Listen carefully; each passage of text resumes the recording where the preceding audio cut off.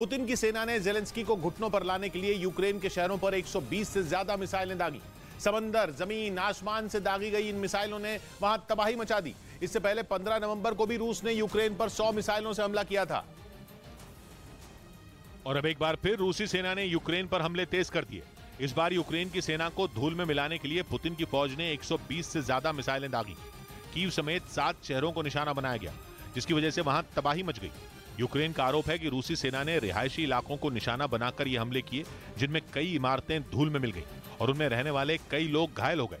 पश्चिमी मीडिया का दावा है कि ये यूक्रेन पर रूस का 8वां सबसे बड़ा हमला है, जिसके लिए इस रूसी सेना ने एक बार फिर ईरान के आत्मघाती ड्रोन शाहिद 136 का इस्तेमाल किया।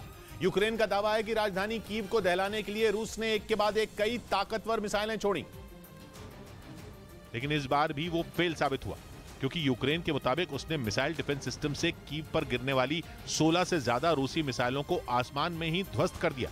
हालांकि कुछ मिसाइलों ने एक बार फिर पावर स्टेशनों को निशाना बनाया, जिसकी वजह से शहर के ज्यादातर इलाकों की बत्ती गुल हो गई। यूक्रेन के मुताबिक इन हमलों के बाद कीव के 40% लोग हाड़ कपा देने वाली सर्दी में बिना बिजली रहने को मजबूर हैं। यूक्रेन का आरोप है कि कीव के अलावा रूस ने ल्वीव, खेरसोन, ओदेसा और सुमी समेत कई दूसरे शहरों पर भी मिसाइलें दागी। ल्वीव में तो इस हमले की वजह से वहां मौजूद ज्यादातर पावर स्टेशन तबाह हो गए, जिसकी वजह से वहां 90% घरों की बिजली चली गई। यूक्रेन की एयरफोर्स का कहना है कि वहां के शहरों को निशाना बनाने के लिए रूसी सेना ने कई क्रूज मिसाइलें भी दागी, जिन्हें उसने काला सागर से फायर किया था। हालांकि यूक्रेन का दावा है कि उसने रूस के इस 8वें सबसे बड़े हमले को नाकाम कर दिया और उसकी ज्यादातर क्रूज मिसाइलों को मार गिराया।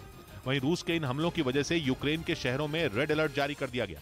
कीव में लोगों को हवाई हमले बंद होने तक बंकरों में रहने की सलाह दी गई है।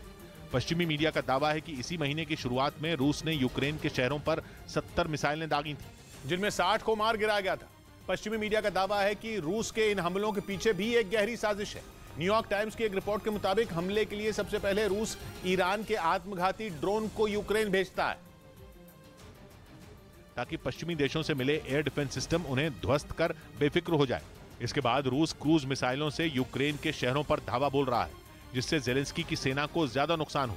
हालांकि 2 दिन पहले ही अमेरिका ने ईरान को दो टूक कह दिया था कि वो रूस को ड्रोन की सप्लाई बंद कर दे, और अगर ऐसा नहीं हुआ तो ईरान को और भी कड़े प्रतिबंधों का सामना करना पड़ेगा। आशंका यह भी जताई जा रही है कि रूस नए साल की शुरुआत में हमले तेज कर सकता है और इसके लिए वो बड़े पैमाने पर सैनिकों की भर्ती करने में जुटा है।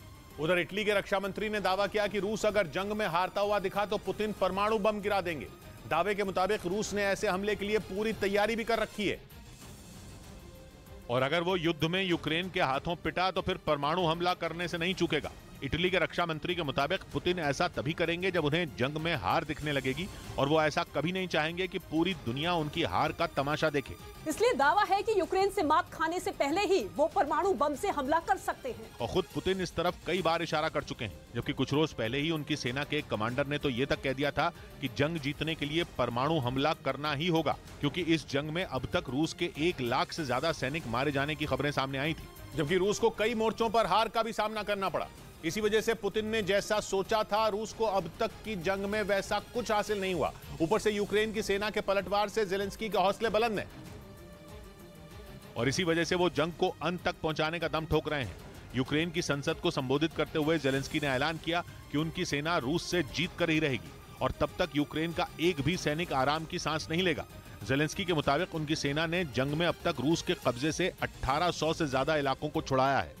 इसके साथ ही उन्होंने खार्किव की जीत और रूस के जहाज मॉस्को को डुबोने के लिए अपनी सेना की पीठ भी थपथपाई। माना जा रहा है कि अपनी जीत देखकर ही जेलेंस्की रूस के शांति प्रस्ताव को बार बार ठुकरा रहे हैं।